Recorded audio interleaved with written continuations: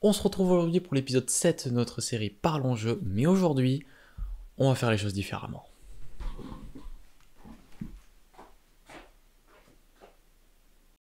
Parlons de The Legend of Zelda, A Link to the Past.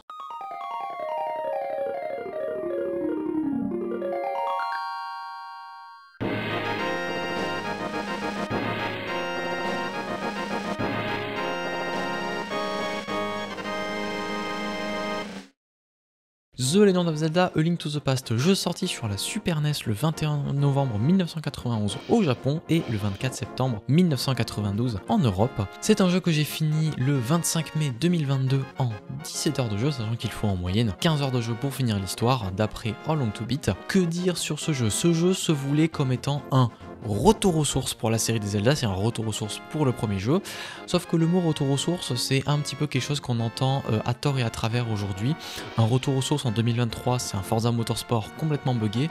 Un retour aux sources en 1991, c'est The Legend of Zelda A Link to the Past, un jeu qui instaure un nouveau standard pour la qualité d'un jeu vidéo. Non mais sans déconner, ce jeu est vraiment une évolution gigantesque par rapport aux deux premiers jeux. Déjà, visuellement, vous avouerez qu'il en jette. Ah, vous trouvez pas, vous, que visuellement il est ouf? Mais attendez, je vous remets 2 secondes des images des jeux d'avant. Ouais, si tout d'un coup A Link to the Past paraît vraiment beaucoup plus beau. Ensuite, les musiques qui prennent vraiment un gap en qualité incroyable et surtout en quantité. Les premiers jeux on était entre 5 et 10 musiques, là on va être autour de presque de la trentaine de musiques et qui sont toutes bien plus qualitative. Concernant l'histoire du jeu et comment le jeu commence, parce que l'intro de ce jeu est très importante, surtout pour s'immerger dans ce jeu. Le jeu commence sur Link, le personnage qu'on contrôle, qui entend dans sa tête un message de la princesse Zelda qui a besoin d'être secourue, mais on voit également notre oncle nous demander de rester à la maison et lui s'en va avec une épée et un bouclier. On décide de le suivre et c'est là que la qualité graphique s'instaure dès le début, on sort par une nuit de tempête. Ça peut paraître de rien dit comme ça, mais ce que vous voyez à l'écran là, visuellement à l'époque c'était assez impressionnant qu'une console arrive à faire ça. On essaie d'aller dans le château, mais on peut pas, les gardes nous y empêchent. On arrive à trouver un passage caché, mais on y voit notre oncle en train de mourir tout simplement, qui nous laisse un message un petit peu cryptique. Merci papy. Sauf qu'on obtient l'épée et là le jeu commence sur un mini donjon. En fait le château de Hyrule est un mini donjon qui nous permet de nous introduire le jeu. Ça change des anciens jeux où on était libre d'explorer. Non, là on commence par un mini donjon. On délivre la princesse Zelda que l'on amène en sécurité dans un sanctuaire et c'est là où un prêtre ou un mage, ou je sais pas comment il s'appelle, nous explique l'histoire en fait de pourquoi ceci, pourquoi cela. En fait la princesse Zelda est une descendante de 7 sages qui en fait une fois réunis pourrait permettre de faire revenir Ganondorf dans le monde de la lumière, parce qu'actuellement Ganondorf est piégé dans le monde des ténèbres. Donc c'est pour ça qu'en fait le sorcier Aghanim a voulu s'emparer de la princesse Zelda.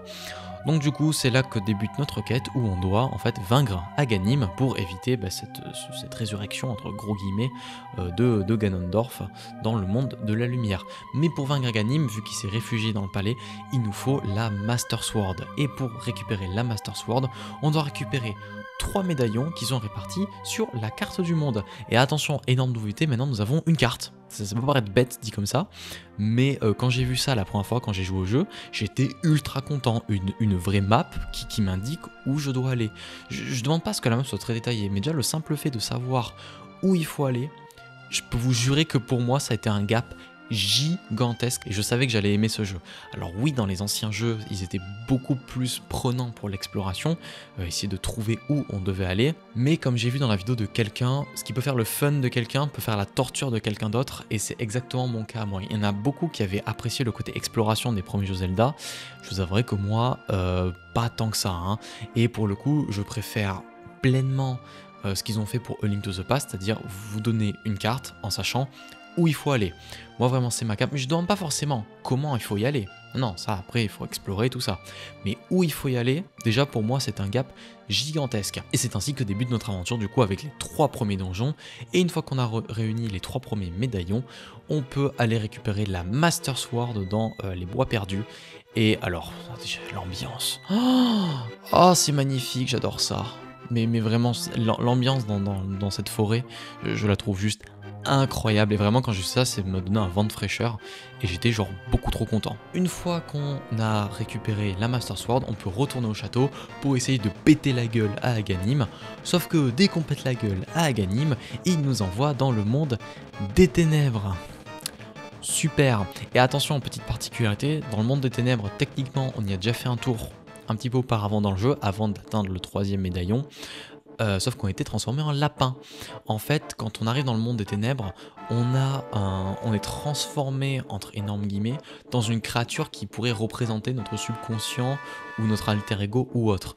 Il y en a qui deviennent des créatures méchantes, mais vu que Link a techniquement un cœur pur, il est transformé en un gentil lapin tout rose. Ah oui aussi, pourquoi Link a des cheveux roses? Non, ce n'est pas qu'il est défendant de la cause LGBT, en fait, ça permet de mieux faire la distinction entre sa tête et le bonnet qu'il a, parce que selon les tenues que Link peut porter, certains bonnets sont très très proches de la couleur de sa peau à lui, et du coup ils ont voulu donner une couleur de cheveux mais qui n'a rien à voir, histoire de faire un énorme contraste entre sa tête et son bonnet. Mais du coup dans la grande tour, dans la Eraz Tower, on peut récupérer une perle qui permet de garder notre apparence humaine même dans le monde des ténèbres. Et c'est lorsqu'on rentre dans le monde des ténèbres que là le jeu prend vraiment tout son sens, parce que clairement Aghanim on peut le battre en pas longtemps, mais dès qu'on arrive là en fait il y a une deuxième carte qui s'ouvre à nous, avec là par contre beaucoup plus de donjons à faire pour libérer les 7 filles en fait enfermées qui ont donné le pouvoir à Ganon dans cet univers alternatif. Les deux mondes donc de la lumière et des ténèbres sont reliés, donc comme vous pouvez voir sur les maps ils se ressemblent fortement, et il y a même certaines zones, certains moments du jeu qui profitent de cette dualité entre les deux mondes pour tout simplement en fait rajouter un petit peu une part d'énigme. Donc par exemple il y a un donjon qui profite bien de ça, c'est le donjon des marais, où on doit jouer justement avec certains barrages, activer des leviers pour libérer de l'eau ou autre, pour que en activant un levier dans un monde, ça ait un impact dans l'autre monde. Alors quand j'ai eu ça, en vrai j'étais très content de voir qu'ils profitaient pleinement de cette fonctionnalité des deux mondes, mais j'ai été vite déçu parce qu'il n'y a que ce donjon où ils utilisent pleinement cette capacité à utiliser les deux mondes. Il y a d'autres donjons qui vont profiter du fait qu'il y ait les deux mondes pour la TP, donc c'est à dire qu'il y a des zones inaccessibles dans le monde de la lumière où il faut qu'on se déplace dans le monde des ténèbres pour pouvoir y aller et ensuite se re-TP dans le monde de la lumière pour être au bon endroit, et inversement. Mais ça c'est qu'un concept de placement, il faut juste se mettre au bon endroit et juste changer de monde, c'est pas un concept de mécanique qui interagit entre les mondes. C'est pour ça qu'il n'y a qu'un seul donjon qui le fait bien. Les donjons je trouve qu'ils sont vraiment bien gérés, les difficultés sont vraiment bien et assez progressifs. La plupart des donjons instaurent des nouveaux concepts qui en fait ce concept il l'instaure au début et progressivement monte en difficulté jusqu'à la fin, et ça je trouve que c'est ultra bien géré. Et une fois qu'on a fait les 7 ou 8 donjons qu'il y a dans le monde des ténèbres, on peut enfin s'attaquer à la tour de Ganon qui se trouve tout au nord de la carte, qu'on doit gravir, tour qui est d'ailleurs assez compliqué, mais ça se fait, en même temps c'est le dernier donjon du jeu. Lorsqu'on bat Ganon une première fois, il nous emmène en haut du palais. Et c'est là que se déroule le deuxième combat, en fait, et c'est là le combat le plus dur, parce que Ganon, je crois, il a 4 phases dans ce mode-là, ce qui en fait vraiment un combat assez long, mais assez intense. Et on arrive sur une scène de fin qui est vraiment extrêmement bien gérée, où en fait on voit tout le monde de la lumière et tout le monde des ténèbres en fait redevenir gentil en fait, et ça nous montre aussi tous les impacts que ça nous montre, oui tel forgeron il est content, les voleurs dans la forêt ils ont repris leur truc, et tatati et tatata, donc vraiment ça nous montre l'impact qu'a eu notre aventure, et de ce point de vue là je trouve que c'est vraiment bien géré. Bien, après avoir un petit peu énuméré qu'est-ce que c'était Zelda, qu'est-ce que j'en ai pensé moi, vraiment je vous le dis, j'ai adoré ce jeu. Déjà le style graphique, ça va être difficile à expliquer, mais j'adore le style de ce jeu, et surtout le style graphique de ce jeu, je trouve qu'il se suffit à lui-même. Genre je trouve ce jeu joli. Genre vraiment, je vous le dis, premier degré, je le trouve beau. Ce jeu aurait pu sortir aujourd'hui, genre en mode petit jeu indé, mais ce serait passé crème, alors que les deux premiers jeux Zelda, même s'ils sortent aujourd'hui, ils seraient dégueulasses. Mais ce jeu, je trouve qu'il a un style graphique, mais vraiment que je trouve magnifique. On reparlera des styles graphiques sur les Zelda sur Nintendo 64, ça aussi j'ai des choses à dire.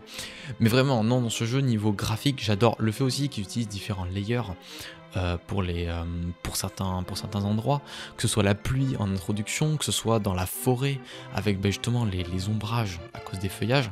Non, vraiment je trouve ça vraiment magnifique. Aussi les animations, tout paraît bien vivant en fait dans ce jeu, et c'est ça qui est super cool je trouve. Et les musiques, les musiques dans ce jeu, je vous l'avais dit au début, mais vraiment les musiques ont passé un gap incroyable. Dans ce jeu, c'est vraiment des musiques appréciables.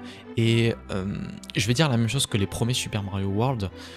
Vraiment, l'OST de Zelda A Link to the Past, c'est un OST que je vous conseille d'aller écouter. Si jamais vous êtes dans ce genre de truc, que vous aimez les musiques de jeu, vraiment, les OST, c'est à partir de ce Zelda que les musiques deviennent vraiment super bonnes. Comme je vous l'avais dit, on était passé de moins de 10 musiques à presque une trentaine de musiques. J'essaie de vous en passer dans les épisodes des OST qui sont en rapport avec les jeux. Et je vous mets, normalement vous les avez peut-être dû le remarquer, en bas à gauche, le nom de l'OST qui est actuellement en fond. Comme ça, au moins, s'il y en a un qui vous plaît, vous pourrez le réécouter plus tard de votre côté. J'essaie de faire ça histoire que tout le monde soit content, histoire au moins que j'essaie de satisfaire le maximum de personnes. Et en parlant des musiques, il est l'heure de parler du top 5 des musiques que j'ai le plus aimé. À la 5e place, je mets le thème de l'écran titre. Ce thème, je le trouve juste épique, en fait, vraiment, il met une introduction au jeu qui est folle. Et vous l'avez bien vu de toute façon au début du montage de la vidéo, il rend super bien. 4e place, le thème Black Mist. Alors le thème Black Mist, c'est le thème que vous retrouvez quand vous faites la montagne de la mort. Je trouve ce thème trop bien. Genre vraiment, le début il est pas si ouf que ça, mais la fin quand les trompettes commencent à arriver ou autre, vraiment j'apprécie ce thème, je le trouve super bien et ça rajoute vraiment à l'ambiance que vous êtes sur l'une des zones de fin du jeu. Ensuite, 3e place, le thème Forest of Mystery, donc ça c'est la forêt dans laquelle vous récupérez la Master Sword. Ce thème est d'une douceur. Je trouve qu'ils l'ont parfaitement géré, surtout qu'il illustre bien la forêt des mystères, tout simplement on doit l'explorer pour trouver l'épée. À la 2e place, le thème basique de l'Overworld de Hyrule. Bon c'est le thème Zelda à un moment, on change pas une équipe qui gagne, j'ai envie de vous dire. Mais non vraiment ce thème incroyable. Puis surtout je vous refais écouter 2 secondes le thème du premier Zelda. Ouais, c'est sûr que comparé au thème de A Link to the Past, quand même eu un gros gap en termes de qualité, et vraiment ce thème, il est trop bien. Et à la première place des thèmes que j'ai préférés dans A Link to the Past, je vais refaire comme pour Super Mario World 1 et 2, car ce thème, c'est un thème qui m'a tellement marqué que je le mets dans mes tops de thèmes préférés, tous jeux confondus. C'est le thème du château d'Hyrule.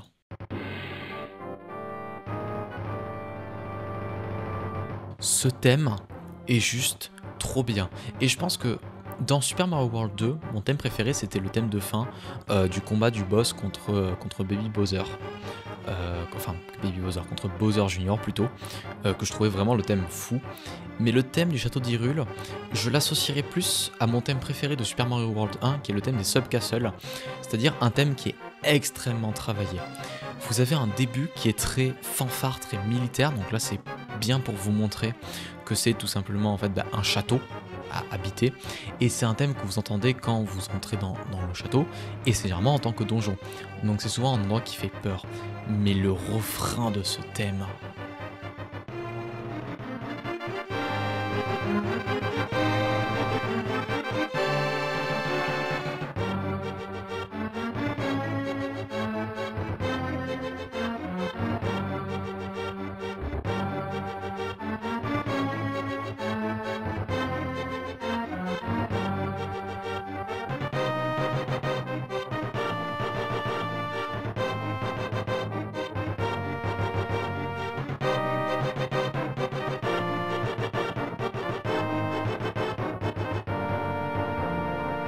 La fanfare se met à donner tout ce qu'elle a. Oh mon dieu, ce que j'adore ce thème. Et le pire, c'est que les premières fois, je faisais vraiment pas du tout gaffe au thème.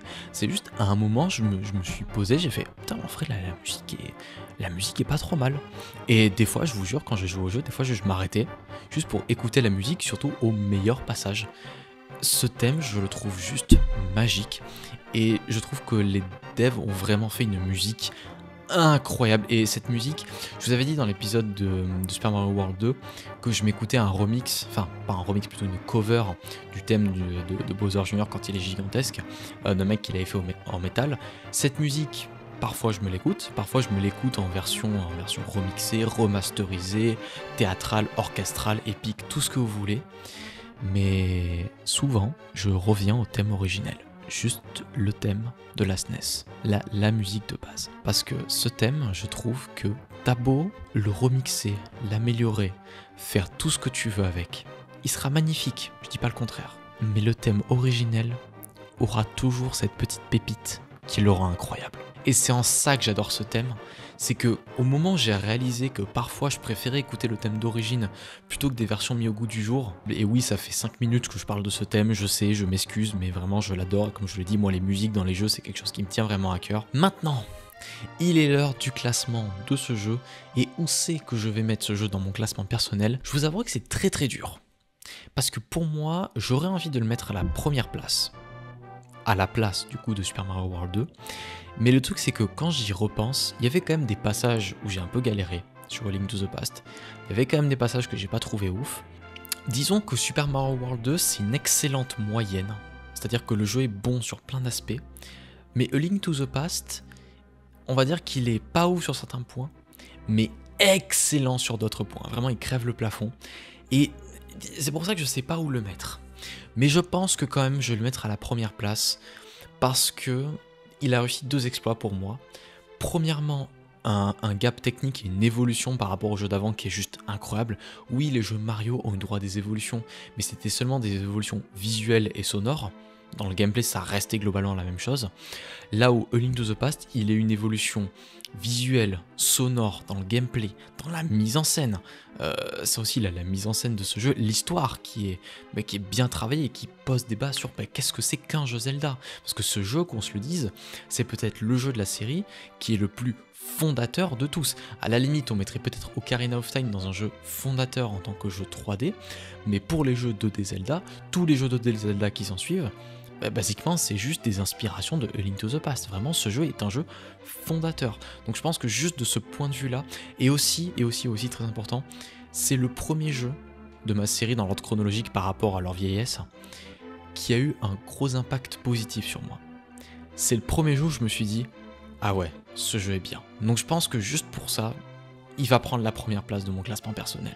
Voilà, donc c'est à peu près tout pour cette vidéo. J'espère qu'elle vous aura plu. J'ai essayé de la faire un petit peu différemment. J'ai essayé juste de la faire en mode, entre guillemets, podcast voix off.